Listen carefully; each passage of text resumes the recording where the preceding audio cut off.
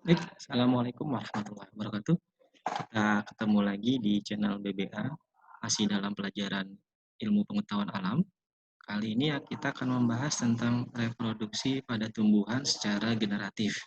Ya, kemarin sudah kita bahas tentang reproduksi tumbuhan secara vegetatif alami dan vegetatif buatan.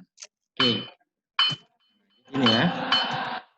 Nah, pada tumbuhan itu juga sama seperti hewan dan manusia, dia mengalami reproduksi secara generatif atau secara kawin.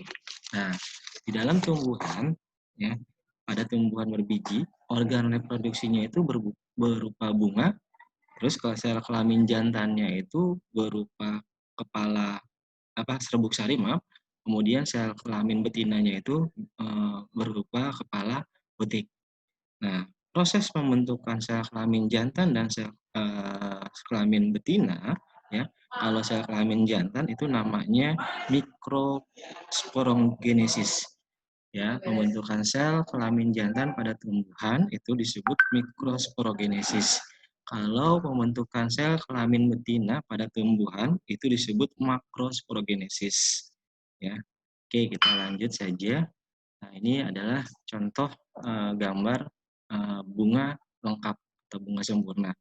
Ada mahkota ya, ini mahkota. Kalian bisa lihat di buku paket kalian di halaman 65 ya. Nanti kalian bisa melengkapinya di situ. Ya, ini mahkota ya, mahkota bunganya. Kemudian ada kepala sari. Nah, ini kepala sari merupakan sel kelamin jantan ya. Kemudian ada benang sarinya ya. Kemudian kepala putik, ya ini kepala putik merupakan sel kelamin betina. Ya, ada tangkai putik sebelah sini ya, bakal bijinya di sini. Kemudian tangkai bunganya, dasar bunga, dan ini kelopak bunga. Oke, kita lanjut. Nah, kita akan membahas di sini adalah perkembangan khusus untuk tumbuhan spermatofita. Nah, spermatofita ya melalui dua peristiwa penting, yaitu penyerbukan dan pembuahan.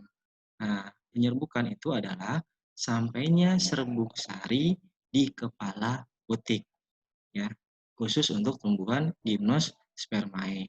Ya, Bapak ulangi lagi, jadi penyerbukan itu adalah sampainya serbuk sari ke kepala putik. Nah, berdasarkan asal serbuk sari, penyerbukan dapat dibedakan beberapa macam ya. Nanti kita akan lanjutkan ya. Nah, bagaimana cara agar serbuk sari itu sampai ke kepala putik? Ya, itu ada perantaranya. Ada yang melalui angin, ada yang melalui air, ada yang melalui hewan, dan ada yang melalui tangan manusia. Oke, nah kita bahas di sini adalah penyerbukan berdasarkan asal serbuk sarinya. Ada yang namanya autogami atau penyerbukan sendiri. Nah, asal serbuk sarinya itu adalah dari satu bunga yang sama, ya. Jadi misalkan pohon jambu nih, pohon jambu ada bunganya ya, yang di atas sama yang di bawah, ya.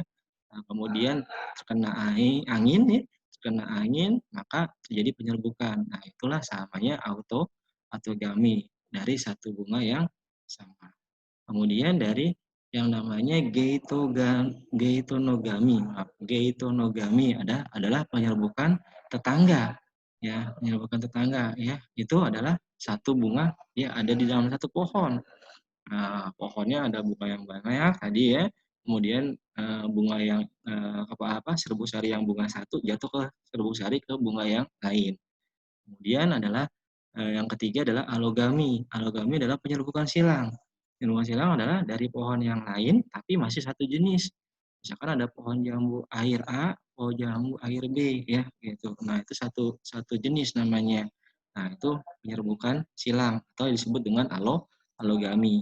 Nah, yang keempat adalah penyerbukan bastar atau dari bunga lain yang berasal dari varietas lain. Oke. Selanjutnya ya berdasarkan penyebabnya. Ada yang penyerbukan karena angin, namanya anemogami. Ya, anemogami ini adalah sampainya serbuk sari ke kepala putik dengan bantuan angin. Ciri-cirinya seperti apa? Nah, ciri-ciri bunga yang bisa dibantu dengan angin penyerbukannya ya sebagai berikut. Satu, pertama, bunganya dia tidak berwarna cerah, ya, karena kalau bunga cerah biasanya bunga tersebut akan menarik hewan, ya, atau serangga. Kemudian bunga itu tidak berbau, ya, terus kemudian tidak memiliki kelenjar madu, kemudian benang sarinya bertangkai panjang, berjumpai di luar bunga, terus putiknya melekat di tengah, serbuk sari sangat banyak, kecil seperti bubuk, kering, ringan, dan permukaannya halus. Kemudian struktur bunganya sederhana, ya, tidak lengkap, tidak punya mahkota dia, ya. Kemudian putiknya berbentuk spiral atau pensil, sehingga membentuk permukaan yang lebih besar untuk memudahkan menangkap serbuk sari. Nah, anemogami itu biasanya terjadi pada rumput-rumputan, ya. Contoh anemogami, ya, adalah tanaman apa nih? Jagung, ya, itu yang dibantu dengan penyerbukan dengan angin. Selanjutnya penyerbukan yang dibantu dengan air, ya, disebut dengan hidrogami. Nah, hidrogami itu adalah sampainya serbuk sari ke kepala putik dengan bantuan air. Nah, hidrogami ini lazim terjadi pada tumbuhan air. Contohnya misalkan eceng gondok, teratai, ya, dan lain sebagainya. Kemudian penyerbukan yang dibantu dengan serangga, namanya entomogami. Nah, entomogami adalah penyerbukan dengan perantara serangga, ya. Biasanya terjadi pada tumbuhan yang menghasilkan madu dan serbuk sari. Contoh hewannya apa? Ada kupu-kupu, ada lalat, ada kumbang, ada lebah. Ya, kenapa mereka menghampirinya? Karena pertama eh, dia memiliki bunga yang cerah, warnanya yang menarik. Kemudian baunya wangi, ya. Kemudian memiliki kelenjar madu. Akhirnya disamparkanlah dihampiri, dihinggapi oleh serangga. Nah, saat menghisap madu, tubuh serangga itu tertempel pada serbuk sari. Kemudian serbuk sarinya ke bawah. Nah, ke bawah, dia hinggap di bunga yang lain. Maka serbuk sarinya itu akan menempel di kepala putik bunga yang lain. Terjadilah penyerbukan, yaitu proses penyerbukan secara entomogami atau penyerbukan yang dibantu oleh serangga. Nah, ciri-ciri, ya bunga yang diserbuki, ya, yang diserbuki oleh serangga ada pertama tadi Bapak saya sampaikan, bunganya berwarna cerah, ya, memiliki kelenjar madu, kemudian benang sarinya di dalam bunga, ya, kemudian kepala sarinya bersatu dengan bagian basar atau belakangnya. Nah, serbuk sarinya hanya sedikit, ya, besar seperti tepung, berat, lengket. Nah, kadang-kadang permukaannya berukir. Nah, putiknya lengket, ya, struktur bunganya termodifikasi untuk tempat mendarat, ya. Kemudian yang tadi Bapak sudah sampaikan juga bunganya berbau harum sehingga menarik perhatian daripada serangga. Oke, selanjutnya adalah penyerbukan yang dibantu dengan bantuan burung. Namanya adalah ornitogami, ya. Nah, biasanya ornitogami ini bunganya dipolinasi oleh burung, ya. Biasanya mengandung madu dan air serta berwarna merah. Karena burung itu sangat peka terhadap warna merah, ya. Selain bunganya yang diserbuki burung, biasanya, ya, bunganya juga, ya, memiliki nektar, ya, madu.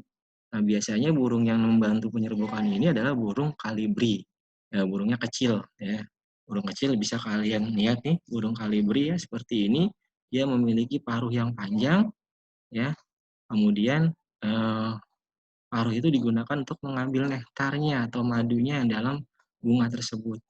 Ya, mungkin sampai sini saja untuk pelajaran kita kali ini. Nanti kita akan sambung pada pertemuan selanjutnya. Bapak Iri, Assalamualaikum warahmatullahi wabarakatuh.